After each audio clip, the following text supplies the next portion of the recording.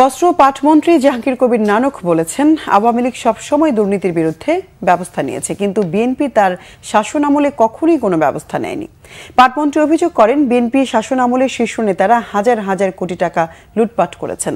সকালে সিলেটে বন্যা দুর্গত এলাকায় ত্রাণ বিতরণের সময় তিনি বলেন, বিএনপির শীর্ষ নেতাদের বক্তব্য চোরের মায়ের বড় গলা। দেশের অর্থনৈতিক উন্নয়নের জন্য প্রধানমন্ত্রী শেখ হাসিনা বিশ্বের বিভিন্ন দেশে যাচ্ছেন বলেও জানান তিনি। ত্রাণ বিতরণের সময় আরও উপস্থিত ছিলেন আওয়ামী লীগের যুগ্ম সাধারণ সম্পাদক মাহবুবুল আলম হানিফ।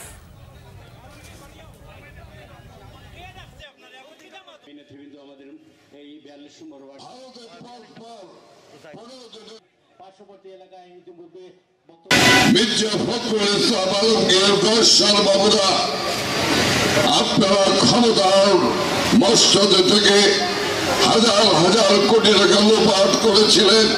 খালেদা জিয়ার ক্ষমতার আমলে একটি মানুষের বিরুদ্ধে, একটি দুর্নীতিবাজের বিরুদ্ধে কোন ব্যবস্থা গ্রহণ করেছেন, কিন্তু আমাদের নেত্রী